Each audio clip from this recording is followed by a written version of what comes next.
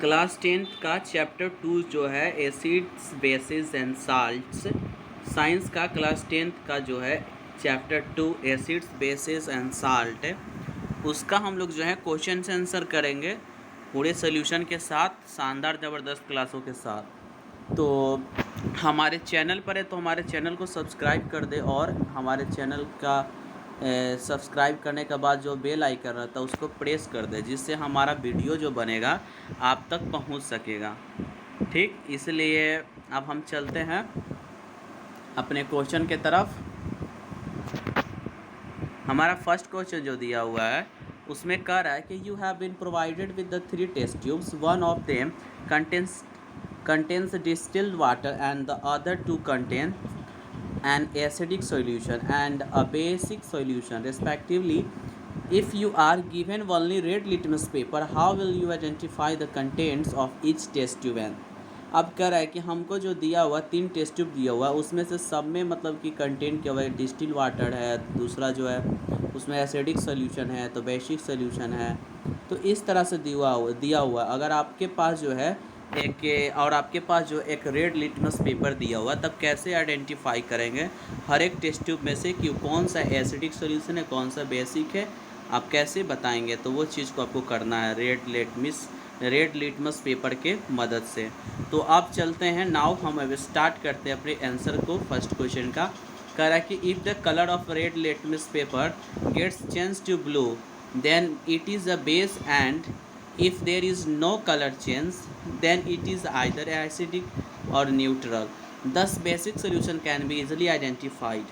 कह रहा है कि अगर कलर हमारा रेड लिटमस पेपर का जो है वो चेंज होकर ब्लू में हो जाता है तब वो बेस रहेगा। अगर वो नहीं चेंज करता है, वही का वही रहे, रेड में ही रहे, तो वो जो है एसिडिक है या तो न्यूट्रल है। दो ही कंडीशन में ये हो सकते हैं। ठीक, तो बेसिक सॉल्यूशन जो होगा वो आसानी से तो पता चल जाएगा। ठीक, let us mark the 3 test tubes as A B C. आप देखिए 3 टेस्ट ट्यूब ले लेते, एक का नाम बी ए ले लिए, एक ए ले लिए, एक बी ले लिए, एक सी ले लिए।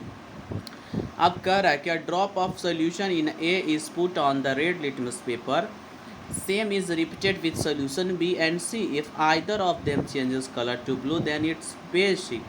Therefore, out of 3, 1 is eliminated. Out of the remaining 2, any one can be acidic or neutral. Now, a drop of basic solution is mixed with a drop of each of the remaining 2 solutions separately, and then the nature of the drops of the mixture is checked.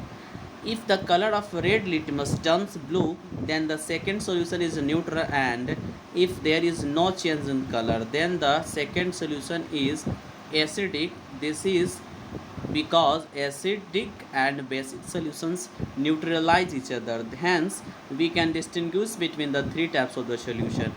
कह रहा है कि ए B सी हम test tube ले लेंगे। Test tube लेने के बाद जो है हम ए वाले में क्या करेंगे कि एक ड्रॉप सॉल्यूशन को ड्रॉप करवाएंगे। ड्रॉप करवाने से क्या होगा, रेड लिटमस पेपर पर करवाएंगे ड्रॉप, जिससे क्या होगा कि सेम उसी तरह के सॉल्यूशन के साथ रिपीटेड होगा बी और सी के साथ, जैसे हम ए के साथ किए हैं। तो क्या होगा कि उसके कलर जो होगा वो चेंज होकर ब्लू में हो जाएगा, तब एसिडिक नहीं है, वो बेसिक है। ठीक, इसलिए जो है बाकी मेरा आउट ऑफ 3 जो रह गया उसमें से एक तो एलिमिनेट हो गया, फिर आउट ऑफ 2 रह गया, अब 2 जो रह गया, एक तो एसिडिक या तो न्यूट्रल, दो ही चीज़ कंडीशन बन रहा है। तो अब मैं क्या करूँगा कि एक ड्रॉप जो है बेसिक सोल्यूशन का मिक्स्ड करके उसके हर एक मतलब कि दोनों सोल्यूशन को अलग अलग तरह से करके जो है एक ड्रॉप उसमें देंगे। देने से क्या होगा कि तब उसका आराम से हम लोग जो है दोनों सॉल्यूशन को सेपरेटली कर देंगे, और करने के बाद जो है तब हम उसके nature of the drops of the mixture is checked. अब कह रहा है कि उसका जो किस तरह के नेचर का वो ड्रॉप गया है, एसिडिक या बेसिक, अब वो जाने के बाद क्या करेगा कि अगर मान लेता रेड लिटमस जो रहेगा तो ब्लू हो जाएगा। सेकंड क्या करेगा कि सॉल्यूशन इज़ न्यूट्रल। ठीक, न्यूट्रल रहेगा मतलब कि कोई कलर चेंज नहीं होगा। जब कोई कलर चेंज नहीं होगा तो सेकंड सॉल्यूशन क्या रह गया मेरा कि वो एसिडिक है। ठीक, इसलिए एसिडिक और बेसिक सॉल्यूशन जो रहता है न्यूट्रलाइज रहता है एक दूसरे से। ठीक, तो इसलिए हम लोग कह सकते हैं उसके मतलब तीनों तरह के सॉल्यूशन के बीच में का जो डिस्टिंग्विश करना है हम कर सकते हैं। तो अब मेरा क्वेश्चन नंबर 1 रह गया एसिडिक के बेसिस एंड साल्ट्स का। ये भी क्वेश्चन नंबर 1 है, ये दूसरे पेज नंबर का है। तो इसमें कह रहा है कि why should curd and sour substances not be kept in brass and copper vessel. कह रहा है कि क्यों दही या कोई भी खट्टे चीज़ को जो है ब्रास में या कॉपर के बर्तन में नहीं रखा जाता है। ठीक, तो देखिए आंसर यही है कि curds and other sour substances contain acids. क्या होता है कि दही या कोई दूसरे भी खट्टे कोई सब्सटेंस को हम लोग सब्सटेंस ले ले तो उसमें क्या होता है कि एसिड कंटेन होता है, इसलिए therefore when they are kept in brass and copper vessels, इसलिए हम लोग जब उसको ब्रास या कॉपर वेसल में रखते हैं तो क्या होता है कि metal reacts with the acid to liberate hydrogen gas. क्या करता है कि मेटल जो रहता है वो रिएक्ट कर जाता है, रिएक्ट करता है एसिड के साथ। एसिड के साथ जब रिएक्ट करता है तो उसमें से हाइड्रोजन गैस निकलता है, जो हाइड्रोजन गैस जो है बहुत ही हार्मफुल प्रोडक्ट रहता है। ठीक, और वो जो होता है फूड ये सबको स्पॉइल करवाता है बहुत जल्दी जल्दी। ठीक, अब हम क्वेश्चन नंबर 2 की तरफ बढ़ते हैं। क्वेश्चन नंबर 2 में कह रहा है, क्वेश्चन नंबर 2 में है कि which gas is usually liberated when an acid reacts with a metal. Illustrate with an example how will you test for the presence of this gas। कह रहा है कि मतलब कौन सा गैस जो है लाइब्रेट कर जाता है एसिड के, कोई एसिड और मेटल के साथ जब रिएक्ट होता है, तो इसी चीज़ को एग्जाम्पल के माध्यम से और बताना है टेस्ट, और बताना है कि उसको दिखाना है किस तरह से वो करता है। तो देखिए हाइड्रोजन गैस जो होता है यूजुअली ये लाइब्रेट होता है जब एसिड रिएक्ट करता है मेटल के साथ। एसिड जब मेटल के साथ रिएक्ट करता है, ये क्वेश्चन बोर्ड के पर्पज़ से बहुत ही इंपॉर्टेंट है और ये पूछा भी गया बहुत बार।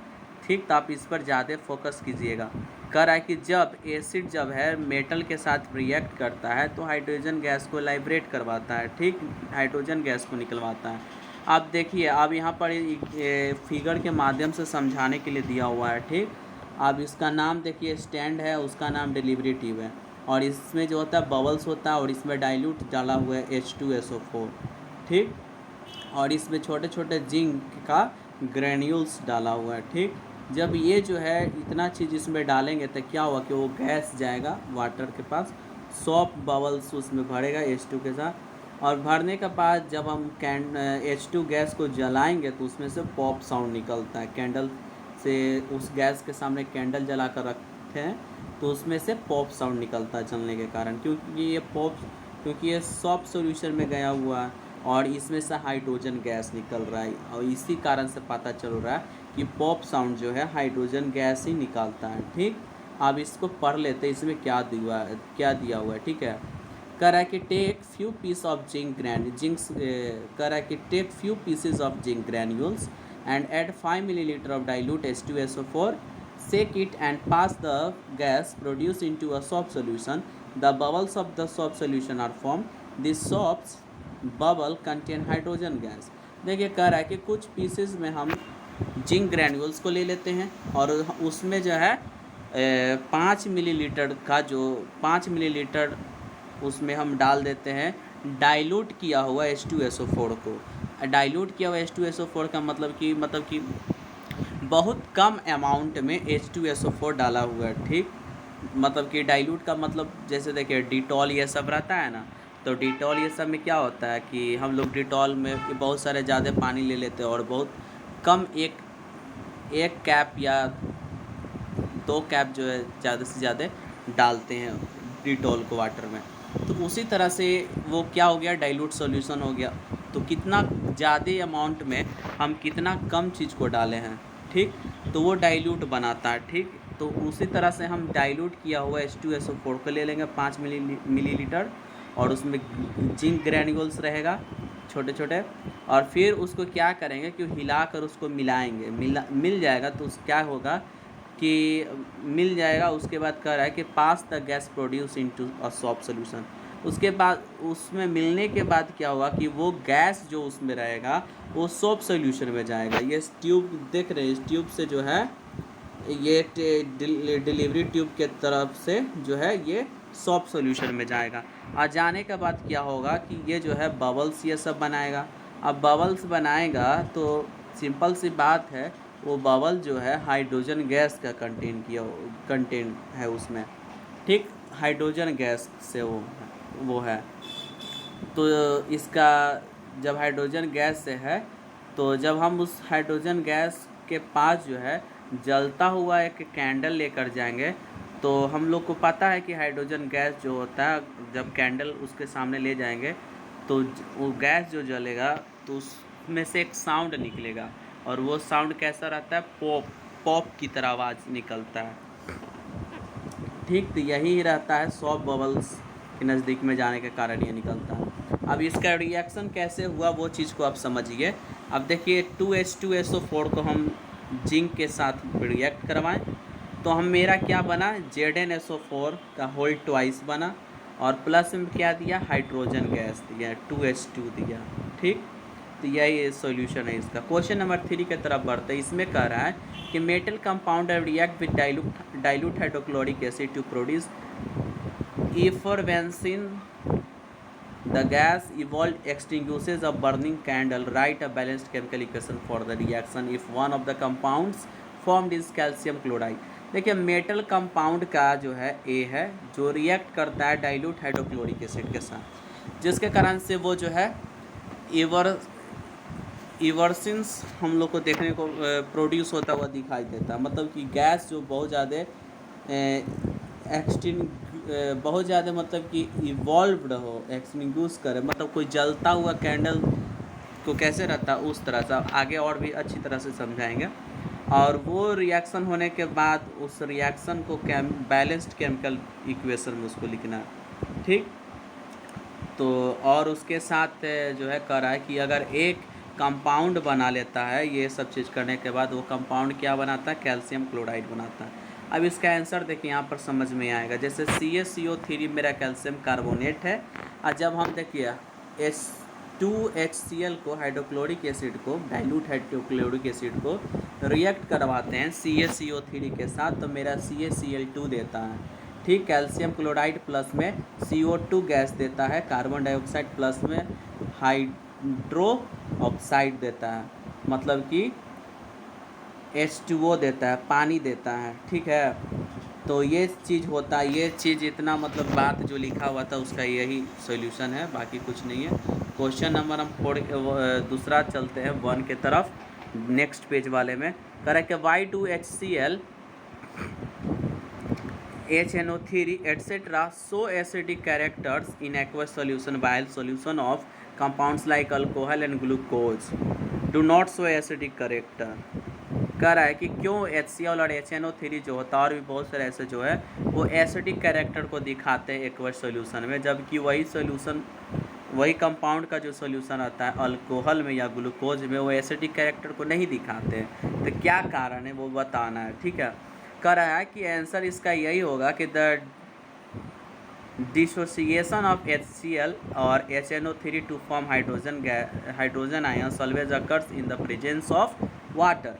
क्या होता है कि HCl और HNO3 जो रहता है वो हाइड्रोजन आयंस को हमेशा बनाता है, और वो भी वाटर के प्रेजेंस में, ठीक है। तो हाइड्रोजन आयंस जो रहेंगे H+ जो रहेगा वो H2O के साथ कंबाइंस कर जाएगा, जुड़ जाएगा, और जिसके कारण से वो जो है हाइड्रोनियम आयंस बनाएगा, जिसको H3O+ बोला जाता है, ठीक।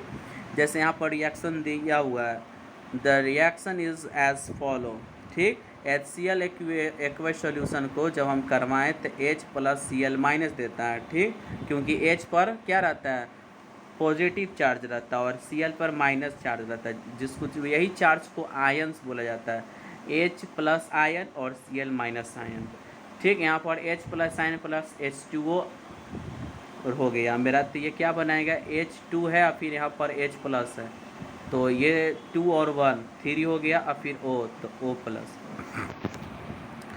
हालांकि ये एक्वस सॉल्यूशन जो है ग्लूकोज और अल्कोहल का, ये हाइड्रोजन को कंटेन करता है, लेकिन ये जो है डिसोसिएट नहीं कर सकता है पानी में, और वो भी हाइड्रोजन आयन से, इसलिए ये जो है एसिडिक कैरेक्टर को नहीं दिखाता है, ठीक है।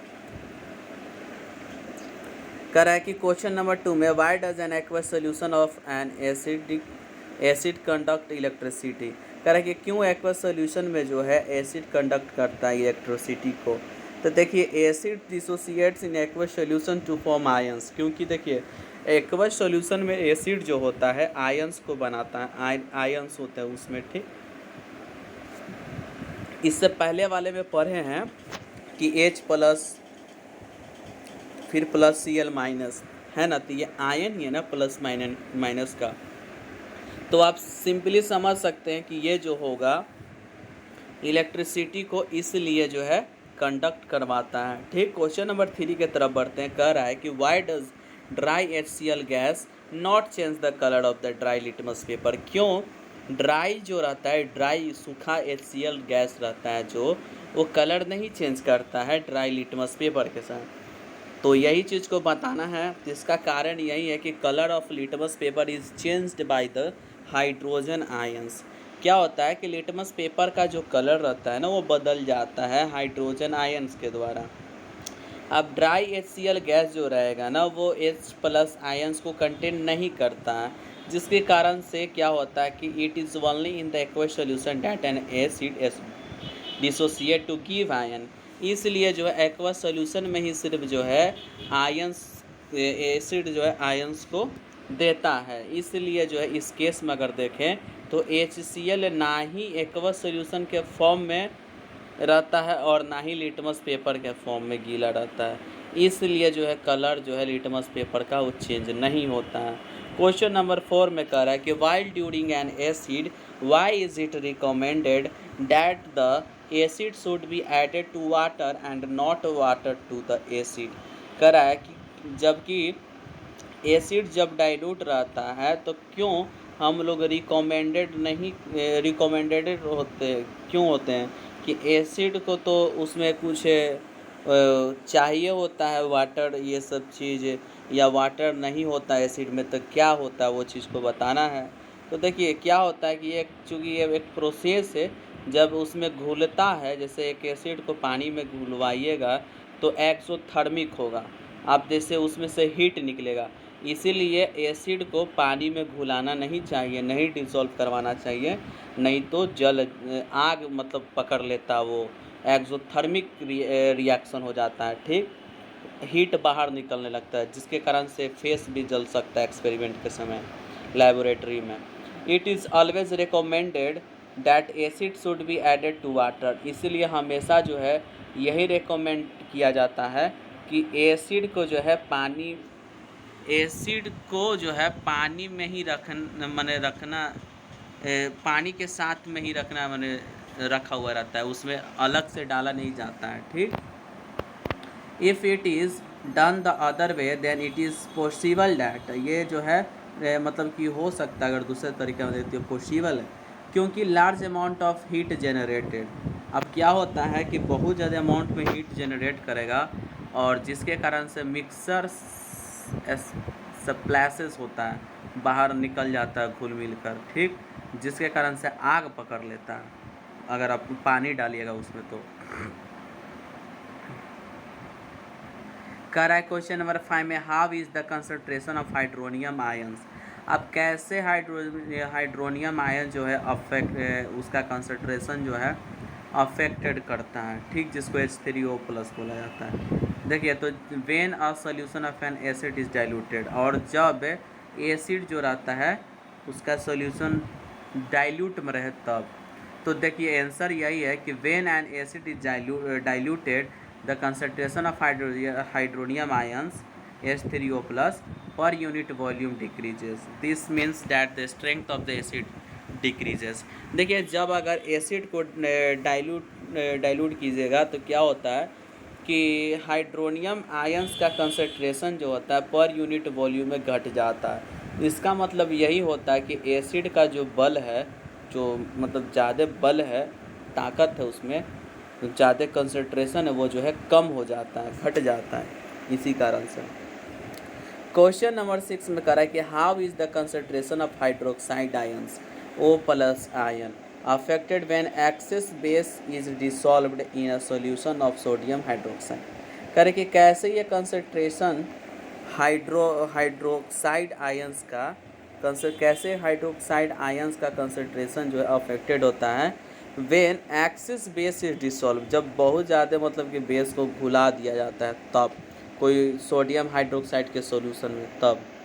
तो देखिए आंसर यही है कि the concentration of hydroxide ion का OH माइनस कंसंट्रेशन जो रहता है वो जो है would increase when excess base is dissolved in a solution of sodium hydroxide। अगर सोडियम हाइड्रोक्साइड में आप उसको डालिएगा, बेस को खुलवाइएगा, तो मतलब कि क्या होता है कि उसका जो है बहुत ज़्यादा इंक्रीज कर जाता है, इसके कारण से ये होता है। फिर क्वेश्चन नंबर 1 में कह रहा है कि दूसरे नेक्स्ट पेज का कि you have two solutions A and B, the pH of solution A is 6 and pH of solution B is 8, which solution has more hydrogen ions concentration, which of this is acidic and which one is basic। आपके पास जो है दो solution दिया हुआ A और B, जिसका pH solution जो है A का 6 है और pH सॉल्यूशन B का जो है 8 है। तो कौन सा सॉल्यूशन जो है ज़्यादा हाइड्रोजन आयंस का कंसंट्रेशन करता है। तो इसमें से कौन सा एसिडिक और कौन सा बेसिक होगा वो बताना है आपको। तो देखिए pH वैल्यू जो रहता है अगर 7 से कम तो वो इंडिकेट करता है एसिडिक सॉल्यूशन को, अगर ज़्यादा रहे 7 से तो वो बेसिक सॉल्यूशन को करता है। इसलिए सॉल्यूशन का pH जो रहता है 6 रहता है, तो मतलब एसिडिक कैरेक्टर का वो रहता है। अगर ज़्यादा हो जाए हाइड्रोजन आयंस तब कंसंट्रेशन जो होगा उसका इस तरह से रहता है। तब करा कि then the solution of pH equal to 8 which is basic. अगर वो 8 है pH उसका तो मतलब वो बेस है, तो आप कर सकते हैं आराम से। क्वेश्चन नंबर 2 में करा कि what effect does the concentration of H plus aqueous ion, aqueous solution में उसका आयन जो H plus have on the nature of the solution, क्या इफेक्ट होता है जब H प्लस आयन का कंसंट्रेशन जो रहता है हमारे उस तरह के नेचर ऑफ सॉल्यूशन में पर रहता है, तो क्या अफेक्ट करता है। तो देखिए आंसर यह है कि concentration of H plus aqueous solution can have varied effect on the nature of the solution. कह रहा है कि H प्लस आयन जो रहता है उसका कंसंट्रेशन रहता है जो वो वेरिड इफेक्ट करता है, ठीक। कहाँ पर, तो नेचर ऑफ द सॉल्यूशन पर, ठीक। With an increase in H+ ion concentration, और उसके साथ में H+ आयन का जो कंसंट्रेशन है वो भी बढ़ा देता है, वो चीज़ को भी बढ़ा देता है, ठीक। तो ये सॉल्यूशन जो है ज़्यादा एसिडिक हो जाता है जबकि H+ आयन जो है इंक्रीज कर जाता है, ठीक। H+ आयन घटता है लेकिन वो जो है उसके बेसिसिटी का जो सॉल्यूशन रहता है उसमें इंक्रीज कर जाता है, ठीक। क्वेश्चन नंबर 3 में करा कि do basic solutions also have H+ ions, yes if yes then why are this basic. करा कि क्या बेसिक सॉल्यूशन जो रहता है उसमें H+ आयन रहता है, अगर हाँ तब बताना कि क्यों, मतलब कि वो बेसिक है। तो देखिए इसका आंसर होगा यस, बेसिक सॉल्यूशन है आल्सो हैज़ H+ आयन, उसमें H+ आयंस होता है। However, their concentration is less as compared to the concentration of OH ions.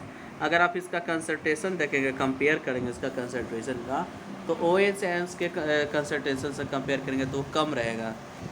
तो इसलिए बेसिक सॉल्यूशन में रहता है, लेकिन रहता है ना, कम ही रहता, कम रहता है। फिर क्वेश्चन नंबर 4 में कह रहा है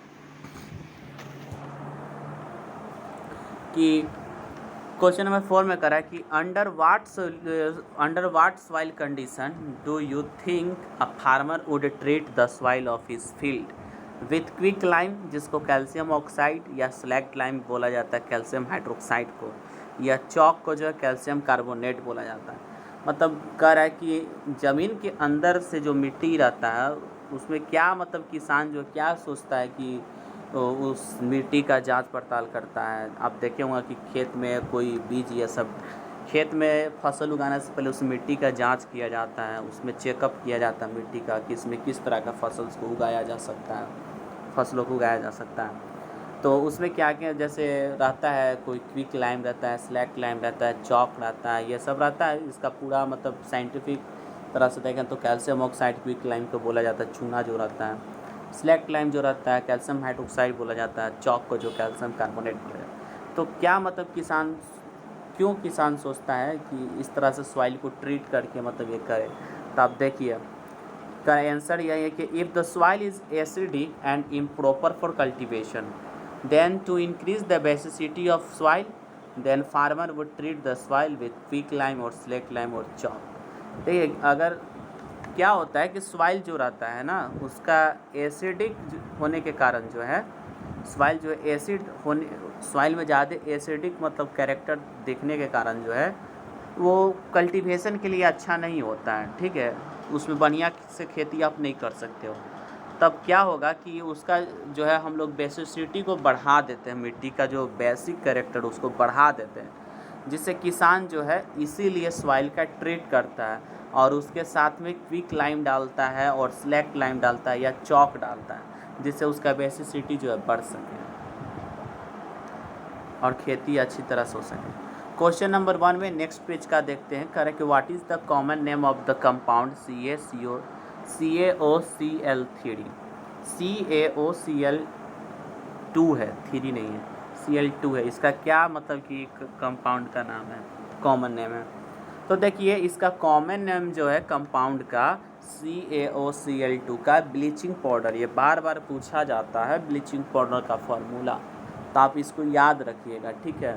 फिर क्वेश्चन नंबर 2 में जो है कह रहा है कि name the substance which on treatment with chlorine yields bleaching powder, कह रहा है कि वो सब्सटेंस के नाम बताना है जो ट्रीटमेंट मतलब किया जाता है उसके क्लोरीन यील्ड के साथ में ब्लीचिंग पाउडर की सबके साथ।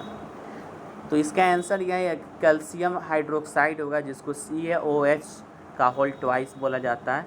ये क्लोरीन के साथ में इसका ट्रीटमेंट किया जाता है ब्लीचिंग पाउडर ये सब के लिए, ये सब के साथ। क्वेश्चन नंबर 3 में करा है कि name the sodium compound which is used for softening hard water, करा है कि नाम बताना उस तरह के सोडियम कंपाउंड का जिसका इस्तेमाल किया जाता है सॉफ्टनिंग हार्ड वाटर के लिए, ठीक। तो देखिए सॉफ्टनिंग हार्ड वाटर के लिए यही है इसका कि वाशिंग सोडा के लिए मतलब किया जाता है, वाशिंग सोडा बनाया जाता है, कपड़ा धोते हैं ना हम लोग, वही सब चीज़ के लिए किया जाता है। तो वाशिंग सोडा का फार्मूला होता है Na2CO3 इंटू 10H2O होता है।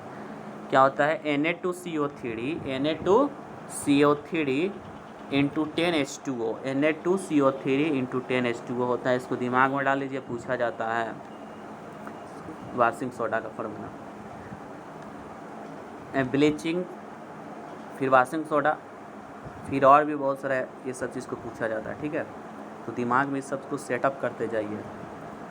क्वेश्चन नंबर 4 में जो है बोल रहा है what will happen if a solution of sodium carbonate is heated, give the equation of the reaction involve. Correct, क्या होता है जब हम लोग जो है सॉल्यूशन में सोडियम हाइड्रोकार्बोनेट को हीट करते हैं, ठीक, और हमें क्या इक्वेशन मतलब कि देखने को मिलता है, क्या उसका रिएक्शन इन्वॉल्व होता है, वो चीज़ को देखिए कैसे होता है। तो देखिए जब सॉल्यूशन जो रहता है सोडियम हाइड्रोकार्बोनेट का या सोडियम हाइड्रोजन कार्बोनेट का, उसको जब हम लोग हीट करते हैं सोडियम कार्बोनेट और वाटर के साथ, तो वो जो है इवोल्यूशन होने के कारण जो है कार्बन डाइऑक्साइड गैस हीट करने के बाद, तो 2 जैसे इक्वेशन देखिए इसका कैसे रिएक्शन होता है 2NaHCO3 को जब हीट दिए, वो ट्रायंगल के शेप पे जो दिखा रहा है वो हीट देने का सिंबल है, ठीक। हीट दिए तो क्या दिया Na2CO3 दिया, सोडियम कार्बोनेट दिया, सोडियम हाइड्रोजन कार्बोनेट से सोडियम कार्बोनेट प्लस वाटर देगा, H2O देगा, फिर प्लस में CO2 गैस देगा, कार्बन डाइऑक्साइड देगा, ठीक। क्वेश्चन नंबर 5 की तरफ बढ़ते, इसमें कह रहा है कि right an equation two show the reaction between the plaster of Paris and water. कह रहा है कि आपको इक्वेशन लिखना है और दिखाना है कि प्लास्टर ऑफ पेरिस और वाटर के बीच में जो रिएक्शन होता है उसके बारे में। तो केमिकल इक्वेशन जो होता है रिएक्शन के लिए प्लास्टर ऑफ पेरिस और वाटर का, इसको रिप्रेजेंट किया जाता है इस तरह से, आप लोग गौर से देखिए। जैसे CaCO3 half H2O plus 1/2 H2O लेते हैं, तो हमको क्या देगा CaCO4 इंटू में 2 H2O देगा, जिसको जिप्सम बोला जाता है। CaSO4 2 H2O, यहाँ पर 2 H2O होना चाहिए, 2 H2O है इसलिए ये जिप्सम है। और वही अगर रहे कि CaSO4 और इंटू में हाफ H2O प्लस और 1 हाफ H2O रहे तो ये देखिए CaSO4 इंटू हाफ H2O का प्लास्टर ऑफ पेरिस बोला जाता है। उसके बाद वाटर डाला जाता है तो वही वाटर का 1/2 H2O दिया हुआ है। जिप्सम का फार्मूला होता है CaSO4 2H2O होता है, 2H2O लगा हुआ रहता है और वही प्लास्टर ऑफ पेरिस का हाफ H2O लगा रहता है, आधा। क्वेश्चन नंबर 1 देखते हैं एक्सरसाइज सोल्यूशन का। ठीक, क्वेश्चन नंबर 1 में दे रहा है, कह रहा है कि solution turn red litmus blue, it's pH is likely to be. First में A में 1, B में 4, C में 5 और D में 10 आपको बताना है। ठीक, तो आंसर है कि basis turn red litmus blue and blue turns फिर से डी इसका आंसर होगा। ठीक, डी में 10 बोला है, 10 होगा इसका आंसर। क्यों, तो देखिए बेस जो है रेड लिटमस से ब्लू में बना देगा। बेस में क्या होता है कि रेड लिटमस से ब्लू कर देता है और एसिड में क्या होता है कि ब्लू लिटमस से रेड में कर देता है। ठीक ठीक, बी से ब्लू, अब बी से बेस, आर से रेड और उसके बाद एसिड, एसिड और रेड। ठीक है, रेड में डी आ रहा है और एसिड में डी आ रहा है, मतलब डी वाला जो रहता है वो जो है एसिड का रहता है। तो रेड में डी आ रहा है और एसिड में डी आ रहा है, याद करने का टेक्निक है, भुला जाता है लोग। तो ये एसिड का हो गया। अब बी से ब्लू, बी से बेस, इस तरह से आप याद करके रख सकते हैं। ये मेरा टेक्निक है। Basic solution has a pH value more than 7। Basic solution जो रहता है उसका pH वैल्यू रहता है वो 7 से ज़्यादा रहता है। और चूँकि सोल्यूशन जो रहता है रेड लिटमस से ब्लू हो जाता है। ठीक, और इसीलिए pH जो रहता है इसका लगभग लाइकली जो देखा जाता है 10 रहता है। ठीक है, तो आप समझ गए होंगे। फिर क्वेश्चन नंबर 2 में देखते हैं, करा कि solution reacts with crushed egg shells to give a solution reacts with crushed egg cells to give a gas that turns lime water milky. The solution contain NaCl, A में बोल रहा है, B में बोल रहा है Cl, C में बोल रहा है LiCl, फिर D में करा है KCl। तो देखिए ये 4 ऑप्शन दिया हो, इसमें से आपको बताना है। एक सोल्यूशन है जो रिएक्ट करता है क्रस्ट किया हुआ एग का सेल्स के साथ। ठीक है, जो आपको समझना होगा क्रस्ट किया हुआ एग का जो सेल रहता है वो क्या चीज़ से क्या बना रहता है, आप समझिए, बताइए, आपको पता है? अगर आप पढ़ रहे होंगे ध्यान से तो आपको ज़रूर पता होगा। उसमें एग का सेल जो रहता है वो क्या चीज़ से बना हुआ रहता है? ठीक, कैल्शियम।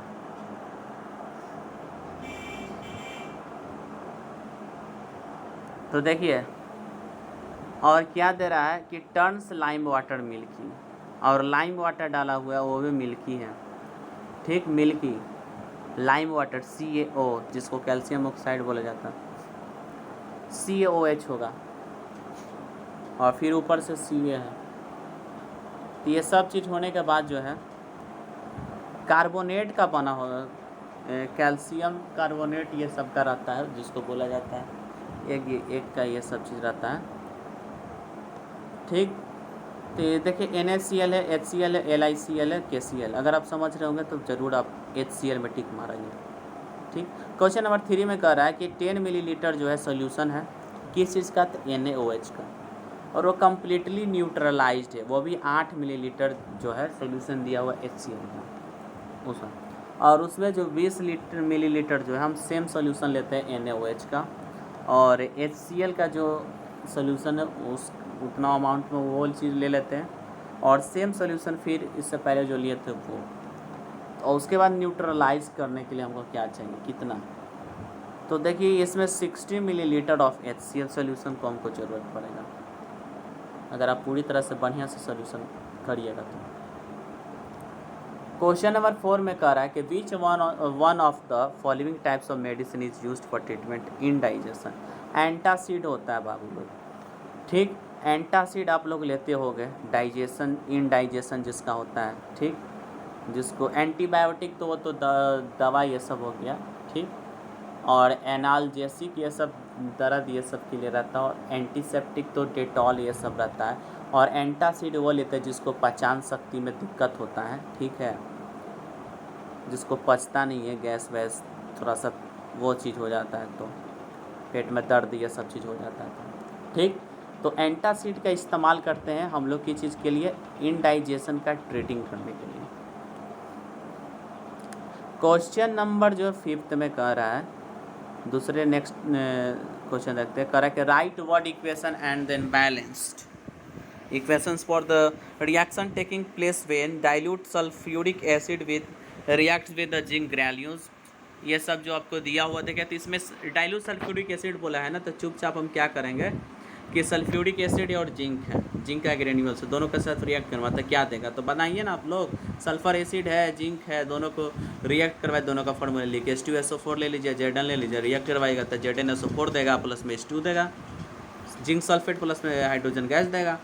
और वही आप डाइल्यूट हाइड्रोक्लोरिक एसिड लेते हैं और रिएक्ट करवाते हैं मैग्नीशियम रिबन के साथ, मतलब मैग्नीशियम के साथ, तो क्या देगा, तो 2HCl ले लेते हैं, डाइल्यूट हाइड्रोक्लोरिक एसिड ले लीजिए या फिर Mg ले लीजिए, दोनों का करवाएगा तो MgCl2 प्लस में H2 देगा, ठीक।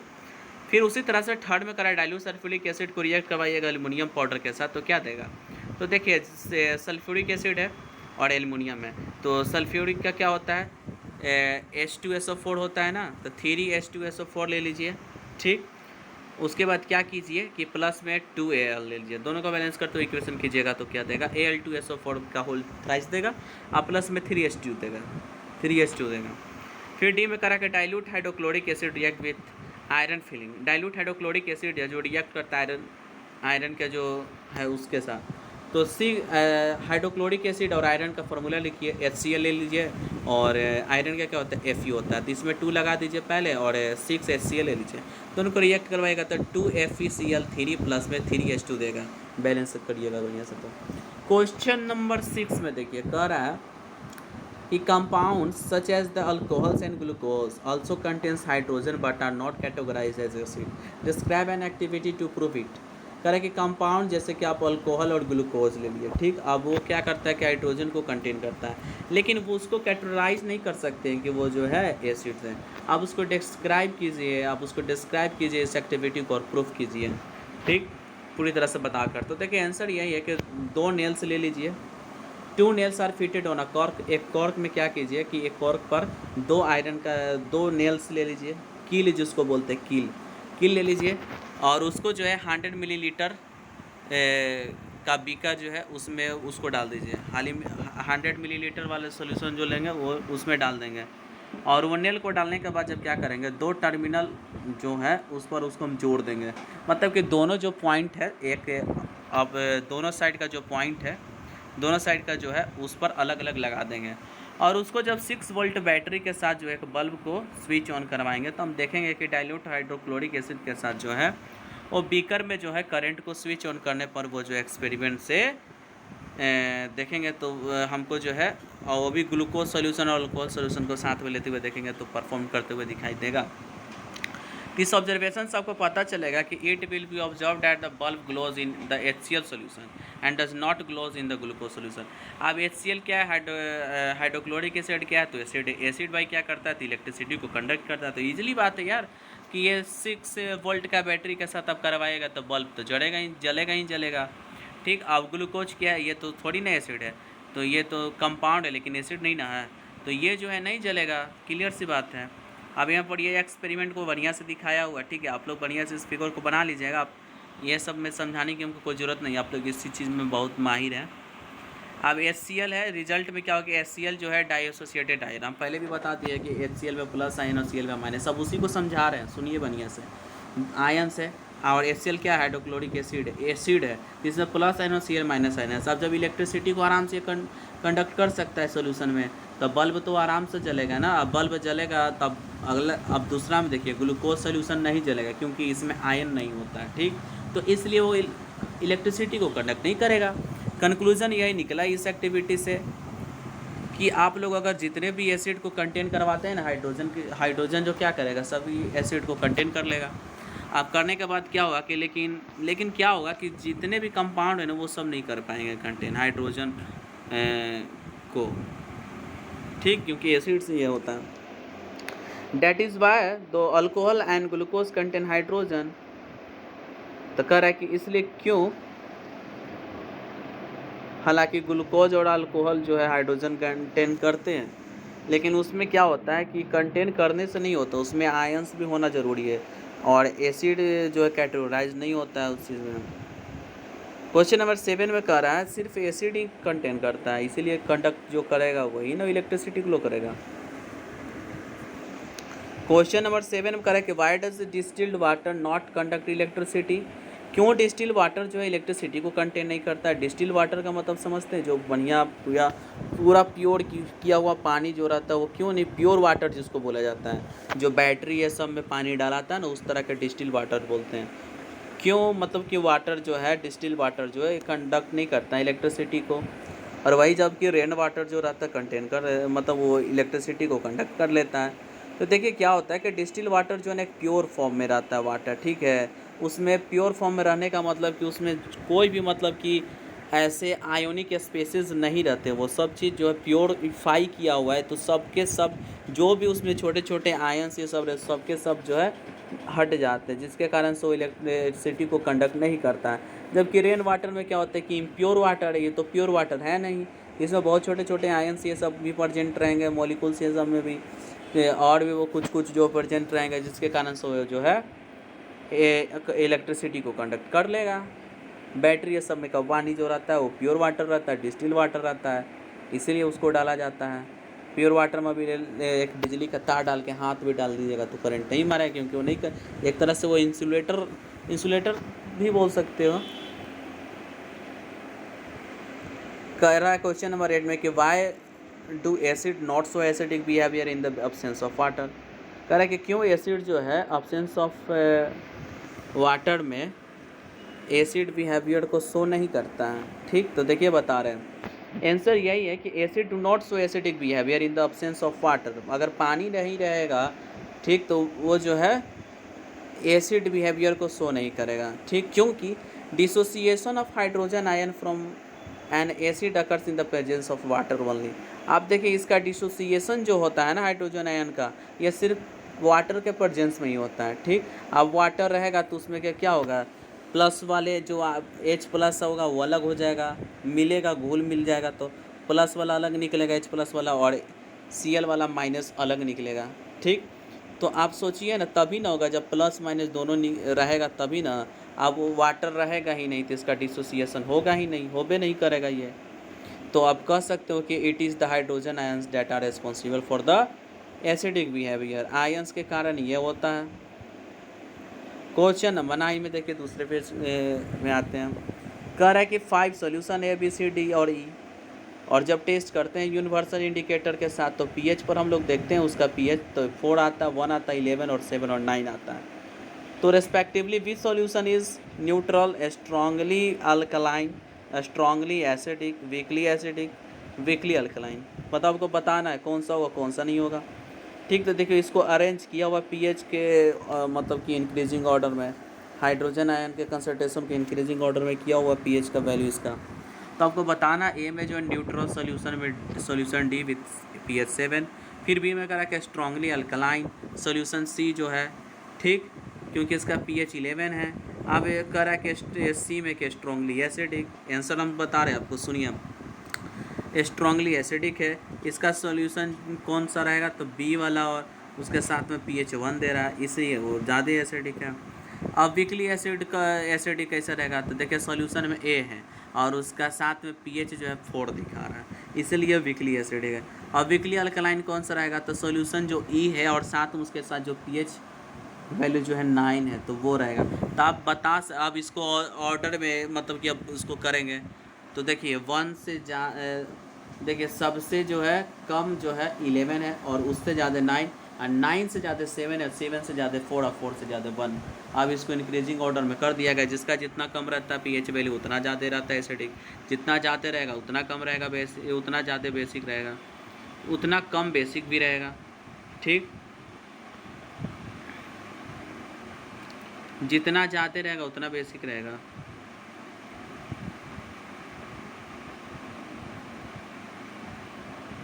नहीं, कम ही रहेगा तो रहेगा। ठीक है।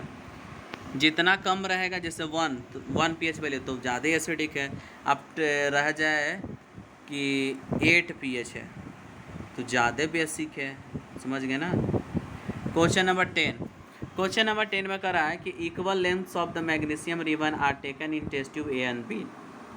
हाइड्रोक्लोरिक एसिड जिसको HCl बोला जाता है, HCl बोला जाता है, added to test tube A, while the acetic acid जिसको CH3COOH बोला जाता है, CH3COOH बोला जाता है एसिटिक एसिड को।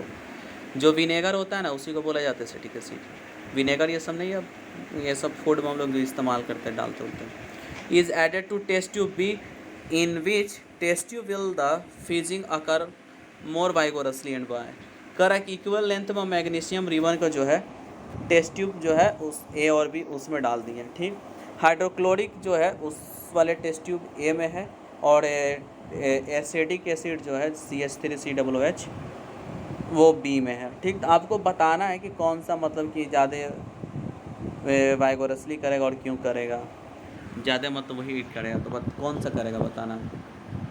देखिए fizzing will occur strongly in test tube A. अगर कोई फीजिंग करेगा ना सबसे ज़्यादा तो टेस्ट ट्यूब ए वाला है वही करेगा, क्योंकि उसमें हाइड्रोक्लोरिक एसिड है भाई जुड़ा हुआ है। ठीक। और इसलिए हम लोग कह सकते हैं कि HCl जो है, क्योंकि HCl जो है बहुत ज़्यादा एसिडिक एसिड है और वो भी CH3COOH से, क्योंकि एसिटिक एसिड को हम लोग खाते भी हैं। आप सोचिए ना गौर से, एसिटिक एसिड जिसको विनेगर बोल जाता है उसको हम खाते भी हैं, लेकिन HCl उसको कीजिएगा तो जल जाइएगा, मर जाइएगा पूरा। तो and therefore produces hydrogen gas at a faster speed due to the fizzing occur. आप इसीलिए बता सकते हैं। क्वेश्चन नंबर 11 में करा है कि fresh milk has a pH of 6। How do you think the pH will change as it turns into curd. Explain your answer. बहुत अच्छा क्वेश्चन है। ठीक। अब गौर से देखिएगा। कह रहा है कि pH जो है मिल्क का वो 6 है, दूध का जो pH वैल्यू है ना 6 है। कह रहा है कि कर्ड का क्या होगा, आप उसको कर्ड में चेंज करेंगे तो उसका क्या होगा pH वैल्यू। ठीक। अब बताना है कि उसका pH वैल्यू जो है कैसे मतलब कि रिड्यूस होगा और क्यों मतलब कि होगा, और ये चीज़ को बताना है। तो देखिए ये क्योंकि इसलिए होगा कि कर्ड जो होता है एसिडिक होता है। अब एसिडिक नेचर का है, तो एसिडिक नेचर का है तो बोल सकते हो कि एसिड जो उसमें प्रेजेंट रहेगा और pH जो होगा इसका घट जाएगा। अब 6 उसका है तो घट के 5 हो जाएगा, क्योंकि ये कर्ड जो है एसिड खट्टा रहता है, एसिड करेक्टर का पाया जाता है, उसमें एसिडिक रहता है नेचर, तो उसका pH जरूर घट गया होगा, पहले से घट गया है। अब करा क्वेश्चन नंबर 12 में। क्वेश्चन नंबर 12 में करा कि a milkman adds a very small amount of baking soda to fresh milk. A में करा कि why does it shift the pH of the fresh milk from the 6 to slightly alkaline. B में कह रहा है कि why does this milk take a long time to set as curd. कह रहा है कि दूध वाला जो ग्वाला है, जिसको ग्वाला बोलते हैं, जो दूध ये सब बेचता है, ठीक, तो वो मिल्क मैन है जो ग्वाला है, वो जो है मतलब कि बहुत कम अमाउंट में जो बेकिंग सोडा जो है मिल्क में मिला दिया है। ठीक है, दूध में मिला दिया, जिससे उसका दूध जो है बचा हुआ रहे लॉन्ग टाइम के लिए। ठीक, ये सब चीज़ के लिए वो किया जाता है। अब समझिए ना, अब सिर्फ हम बता दिए आंसर, लेकिन अब समझिए कह रहा है कि क्यों जो है वो जो है फ्रेश मिल्क मतलब 6 जो स्लाइटली अल्कलाइन होगा, मतलब कि वो 6 तक स्लाइटली अल्कलाइन होगा, तो उसमें क्या क्यों मतलब कि उसका pH जो है फ्रेश मिल्क का वो 6 से है। तो देखिए, और कह रहा है कि why does this milk take a long time to set up as curd, और क्यों मतलब कि ये जो है मिल्क लंबे समय तक एक कर्ड की तरह सेट में रहता है। तो देखिए क्या होता है ना, आप यहाँ समझ में आएगा, क्वेश्चन आंसर सब समझ में आएगा। देखिए गौर से देखिए भाई लोग। क्वेश्चन नंबर ए में कह रहा है कि milk man shifts the pH of the fresh milk. Milk man मतलब कि ग्वाला जो था ना, दूध वाला जो दूध बेचता है, वो क्या किया कि जो ताज़ा दूध रहता है ना, उसका pH जो रहता है वो स्लाइटली अल्कलाइन रहता है, वो 6 से रहता है। ठीक, क्योंकि अल्कलाइन कंडीशन में मिल्क जो रहता है वो आसानी से इजीली कर्ड नहीं बन सकता है। समझ में आया, मतलब वो नहीं फट सकता है, दूध खराब नहीं हो सकता है। तो since this milk is slightly basic, तो इसलिए वो जो दूध रहेगा ना बेसिक रहेगा, उसमें अगर बेकिंग सोडा डालिएगा तो ठीक। आप जो यूजुअल मिल्क रहता है उसमें क्या रहता है कि एसिड प्रोड्यूस रहता है। क्यों? क्योंकि to seed the curd, curd बनाना रहता है, इसलिए वो क्या करता है कि उसको न्यूट्रलाइज कर देता है, वो भी बेस डाल के। अब देखिए अब दूध है, अब दूध जैसे ही देखा ख़राब होगा तो उसमें बेकिंग सोडा डाल देगा। बेकिंग सोडा डालने से क्या होगा ना कि दूध ख़राब नहीं होगा, लंबे समय तक मतलब टिका रहेगा, बहुत ज़्यादा देर तक। अब उसका दूध बर्बाद नहीं होगा, वो दूध बेच देगा, ठीक, तो उससे वो उसको प्रॉफिट होता है, इसलिए वो बेकिंग सोडा का भी इस्तेमाल करता है, ठीक है। तो इसलिए अब मतलब करता है, इसलिए जो लॉन्गर टाइम के लिए नहीं मतलब दूध खराब होता। कर्ड टू सेट का मतलब वही कि दूध नहीं फटता, नहीं बोलता है सब कि दूध फट गया, दूध खराब हो गया, तो उस इसी के लिए वो बेकिंग सोडा डालता है। क्वेश्चन नंबर 13 में करा कि plaster of Paris should be stored in a moisture proof container, explain why. करे कि प्लास्टर ऑफ पेरिस जो होता है मतलब कि मॉइस्चर प्रूफ कंटेनर में रहता है, स्टोर किया हुआ रहता है। अगर plaster of Paris moisture proof container में ना रहे तो वो ख़राब हो जाएगा, ठीक, क्योंकि देखिए वो मोस्ट ये सब से जो है मॉइस्चर अगर रहे इन्वायरमेंट में तो वो जो है वाटर के पानी, नमी, ह्यूमिडिटी ये सब ज़्यादा रहे अगर इन्वायरमेंट में, अगर वो पानी के कंटेक्ट में जाता है, मॉइस्ट ये सब के कंटेक्ट में, तो क्या होगा ना कि प्लास्टर ऑफ पेरिस जो होगा ना वो पाउडर मास नहीं रहेगा, ठीक, वो क्या करेगा ना कि वाटर को एब्जॉर्ब कर लेगा। अब वाटर को एब्जॉर्ब कर लेगा ना तो क्या होगा ना कि वो जो है हार्ड सॉलिड के फॉर्म में नहीं रहेगा। अब वो क्या हो जाएगा कि एक अलग ही तरह के पाउडर के फॉर्म में नहीं रहेगा, वो जो है एक हार्ड सॉलिड के फॉर्म में हो जाएगा, जिसको हम लोग जिप्सम डालते हैं। जैसे देखिए इसमें फॉर्मूला में क्या दिया, देखिए ना CaSO4 ½ ये मेरा जिप्सम है, पॉप, ठीक, प्लास्टर ऑफ पेरिस जिसको बोला जाता है पॉप। पॉप साउंड वो अलग था बाबू, ठीक, ये अलग है, ठीक है ना। प्लास्टर ऑफ पेरिस को शॉर्ट में लिखा है, ठीक। अब उसके साथ क्या किया कि CaSO4 ½ है, अब उसको पानी के कांटेक्ट में ला दिया, मतलब कि मोस्ट के कांटेक्ट में ला दिया, ठीक, पानी उन्हीं मतलब उसको मिल गया कहीं से, ठीक। तो क्या किया ना कि वो रिएक्ट करके क्या बना लेगा, हार्ड सॉलिड बना लेगा, ठीक। अब हार्ड सॉलिड बना के क्या करेगा, जैसे CaSO4 जो है 2H2O हो जाए, जिप्सम बन जिसको बोलते हैं हम लोग। जैसे देखते होंगे हाथ जिसका टूटता है ना उसमें प्लास्टर ऑफ पेरिस का किया हुआ रहता है।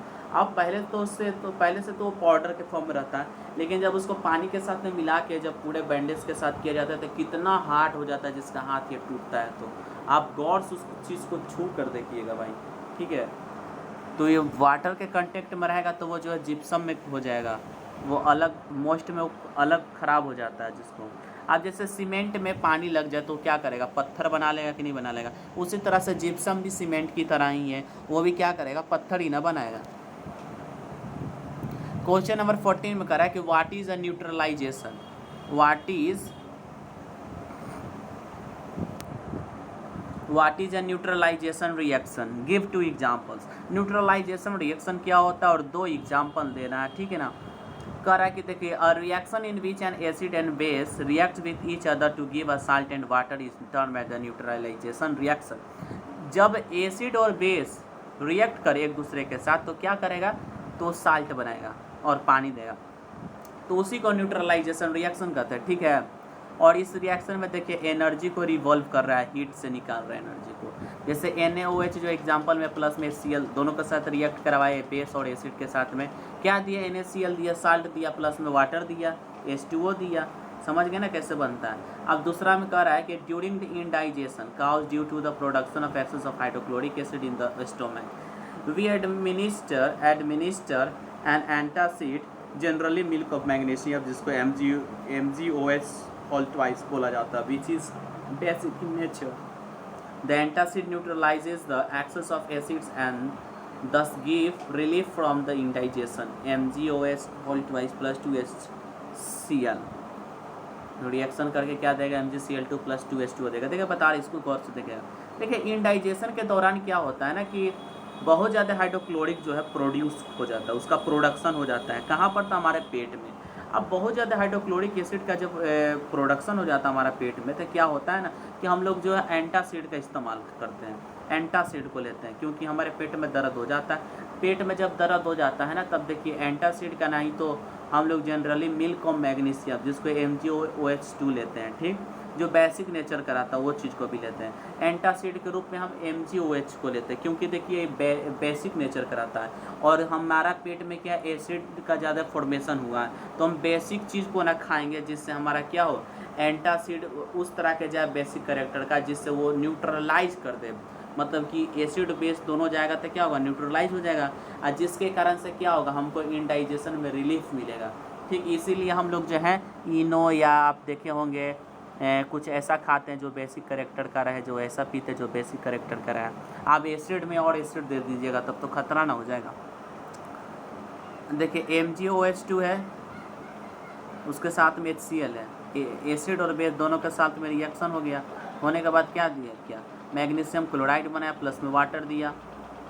अब क्वेश्चन नंबर 15 में कह रहा है, क्वेश्चन नंबर 15 में कह रहा है कि दो इम्पोर्टेंट मतलब कह रहा है कि give two important uses of washing soda and baking soda. दो इम्पोर्टेंट वाशिंग सोडा और बेकिंग सोडे का देना है एग्जाम्पल। जैसे देखिए यहाँ पर कैसे, two important use of washing soda and baking soda are as follow. देखिए कैसे, वाशिंग सोडा, अब वाशिंग सोडा का देखिए मतलब दो यूजेस बताना, इंपॉर्टेंट यूजेस, किस लिए हम वाशिंग सोडा का इस्तेमाल करते हैं, एग्जांपल नहीं देना, इस्तेमाल करते हैं, दो यूजेस बताना। और बेकिंग सोडा का, तो देखिए वाशिंग सोडा का जो हम यूज है ना, इस्तेमाल क्यों करते, देखिए वाशिंग सोडा का इस्तेमाल करते हैं ग्लास को बनाने में, साबुन को बनाने में, पेपर इंडस्ट्री में पेपर ये सब को बनाने में इस्तेमाल करते हैं। और सुनिए, और हम लोग जो है वाशिंग सोडा का जो है इस्तेमाल करते हैं वाटर से, मतलब कोई हार्डनेस रहता है, पानी दो तरह के, सॉफ्टनेस वाटर, एक हार्डनेस वाटर। जैसे समुंदर का पानी जो रहता है ना, वो ज़्यादा मतलब नहीं, वो हम लोग के लिए रहता है, वो हार्ड वाटर रहता है, और हम लोग का जो पानी सॉफ्टनेट होता है। तो हम लोग क्या करते हैं ना कि जैसे कोई वाटर हार्ड वाटर है तो उसमें से हार्डनेस को हटाने के लिए हम लोग बेकिंग सोडा डाल देते हैं। ठीक है, अब वाशिंग सोडा डालते हैं। बेकिंग सोडा सुनिए, बेकिंग सोडा हम लोग तो इस्तेमाल करते हैं बेकिंग पाउडर के लिए, और बेकिंग पाउडर के लिए इस्तेमाल करते हैं जिससे हमको बेकिंग सोडा, बेकिंग पाउडर हम लोग डालते हैं और खाते भी है कोई चीज़। अब इसको देखिए क्या करता है कि बेकिंग पाउडर का मिक्सचर जो रहता है, मतलब बेकिंग सोडा का जो मिक्सचर रहता है ना, वो चीज़ को या एक मिल्ड एसिड के मतलब ले लेते हैं, जो टारटरिक एसिड बोला जाता है, वो चीज़ मतलब खटापन लाने के लिए भी हम लोग इस्तेमाल करते हैं बेकिंग सोडा ये सब चीज़ का। या बेकिंग सोडा इसलिए भी डाला जाता है ना, कोई जैसे कोई चीज़ है वो बहुत ज़्यादा फूल जाए, जैसे कोई पूड़ी रहता है ना, पूड़ी कचौड़ी, उसमें अगर बेकिंग सोडा डाल के आप उसको कीजिएगा ना, तब वो देखिएगा कि पूड़ी बहुत ज़्यादा अमाउंट में बड़ा फूलेगा। कोई खाने वाला केक ये सब रहता है, उसमें देखिएगा केक ये सब देखिएगा, उसमें बेकिंग सोडा ये सब डाला रहता है, तो बहुत फूला टाइप का लगता है, इसलिए वो चीज़ को किया जाता है। क्या होता है कि व्हेन इट इज़ हीटेड और मिक्सड इन वाटर, जब हम उसको गर्म करते हैं और पानी के साथ में मिलाते हैं तो CO2 गैस निकलता है। अब जिससे वो क्या करता है, केक जैसा फ्लफी हो जाता है, कैसे ब्रेड ये सब केक ये सब होता है उस तरह से वो हो जाता है, सॉफ्टनेस एक तरह से आ जाता है उसमें। अलग ही तरह का केक कैसे होता है, छुए नहीं है, खाए नहीं है, उस तरह से हो जाता है, फ्लफी टाइप का। और इस्तेमाल इसलिए भी करते हैं कि बेकिंग सोडा जो रहता है, ठीक, इसका इस्तेमाल किया जाता है सोडा एसिड फायर एक्सटिंग्विशर के लिए। सोडा एसिड जो रहता है ना फायर एक्सटिंग्विशर का, उसके लिए इस्तेमाल भी करते हैं। तो हमारे यहाँ से जो है वीडियो ख़त्म होता है इस चैप्टर का। अब जो है उम्मीद है कि आपको जो है ये वीडियो अच्छा लगा होगा। अच्छा लगा हो तो मेरे वीडियो को लाइक शेयर कमेंट करना ना भूलें, और हमारे चैनल पर नए हैं तो हमारे चैनल को सब्सक्राइब कर दें और बेल आइकन को प्रेस कर दें, जिससे हमारा वीडियो जो है आप तक पहुँच सके और अपने इस तरह के हमारा जो इस तरह के कंटेंट जो आता है आपके लिए यूज़फुल हो सके। ठीक, तो देखिए अगर आपको जो है हमारा चैनल अच्छा लगा तो भाई लोग प्लीज़ आप चैनल को ज़रूर सब्सक्राइब कीजिए, आपको वीडियो अच्छा लगा हो तो, क्योंकि ज्ञान वाला चीज़ है, ज्ञान लेना चाहिए, ज्ञान लेना कोई ख़राब चीज़ नहीं होता है। तो और हमारा लाइक शेयर कमेंट ये सब करने से, कमेंट ये सब करते हैं, लाइक करते हैं, तो मेरा जो है मनोबल बढ़ता है, आपके लिए और वीडियो बनाएंगे और इससे भी अच्छा बनाने का मन करेगा। तो ठीक है, नेक्स्ट वीडियो में आप लोग से मिलेंगे। अभी फ़िलहाल जय हिंद, जय भारत।